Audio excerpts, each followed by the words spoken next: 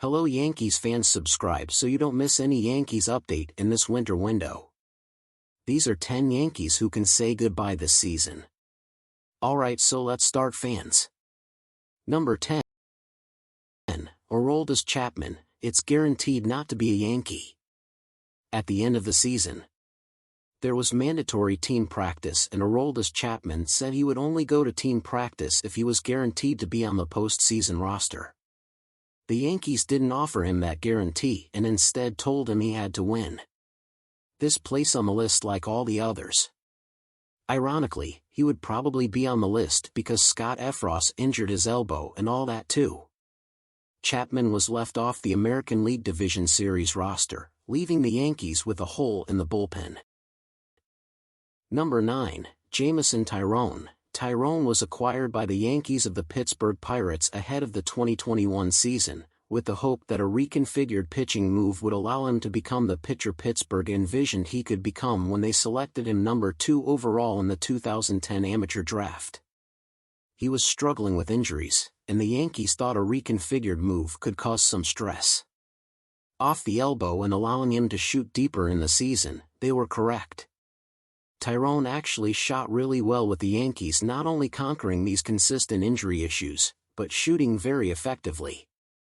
In 2022, a season in which he has played the most innings since 2018 and the second longest of his career, he started the season off, and on June 18 he was 8 years old and a year old with an ERA of 2.70, and you were starting to hear Cy Young's whispers. But after that, he started to decline. Over the next 4 games, he posted an ERA of 8.57, and while he improved on that, he was never as dominant as he was during the first 2.5 months of the season. At 31, he will likely want a 5 or 6 year contract, but given his injury history, the Yankees must be very hesitant. Number 8. Britton. Zach was one of the best pitchers in ground ball and baller's best sinker in baseball when the Yankees traded for him from the Baltimore Orioles, and he actually did a really good job with the Yankees.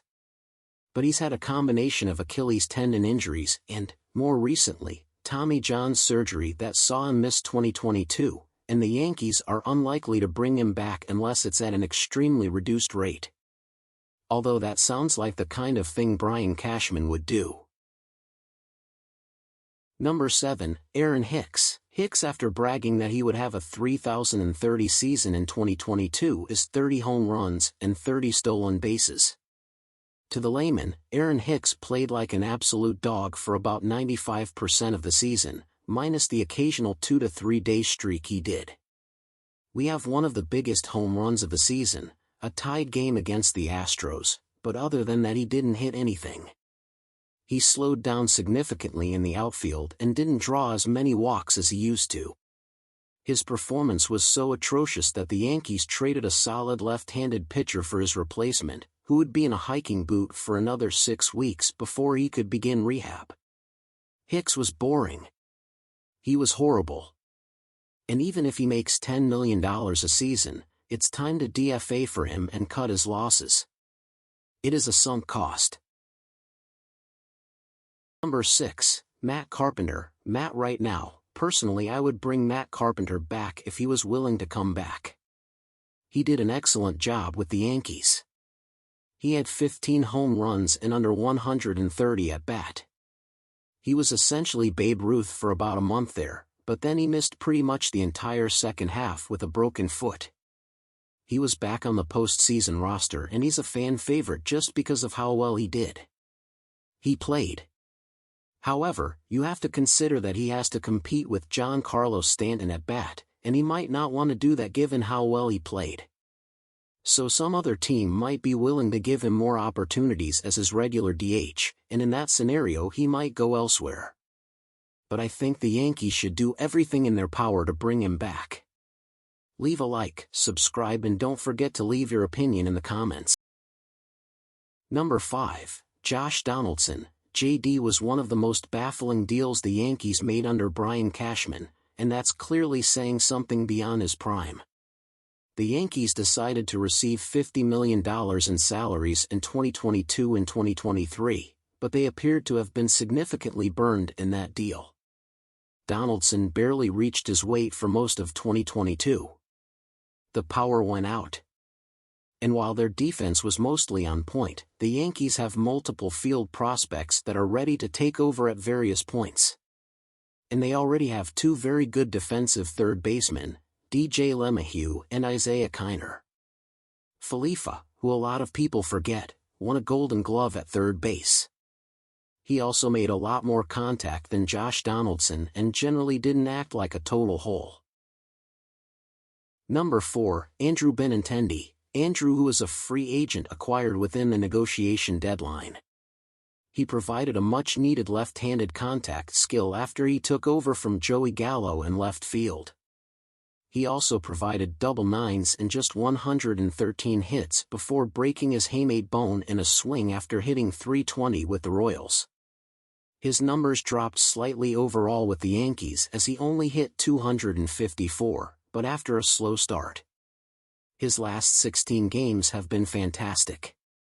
He hit .317 with 871 OPS, 4 doubles, 1,222 home runs on just 68 clubs, hitting 10 times.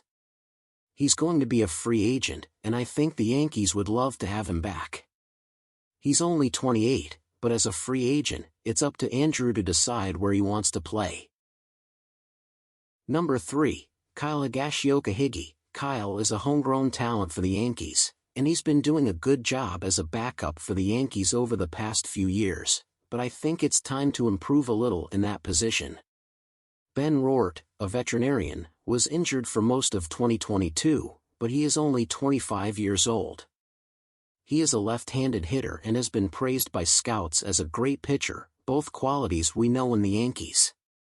The Yankees also have Austin Wells in the system they scout more. Just don't think we'll stay in the capture position, but it's notable that the Yankees still haven't taken him out of that position and he continues to attack. Number 2, Gleyber Torres. Torres is just pure speculation on my part because the Yankees have some good field prospects coming up. But I think Travelista Torres has increased its commercial value. He put a 4-point victory over the replacement season. That's not bad. He had 24 home runs and 76 RBI. His base percentage was a little lower than you'd like, just .310. This may improve as the change wears off. He hit a lot of balls in the middle this year. That turned into eliminations, but then again, the Yankees have Oswald Peraza. They have Anthony Volpe coming in. Both guys are short on staff, so one of them will have to move up to second base. The Yankees also have IKF DJ LeMahieu and Josh Donaldson under contract next year, so it's going to be a bit of a stalemate.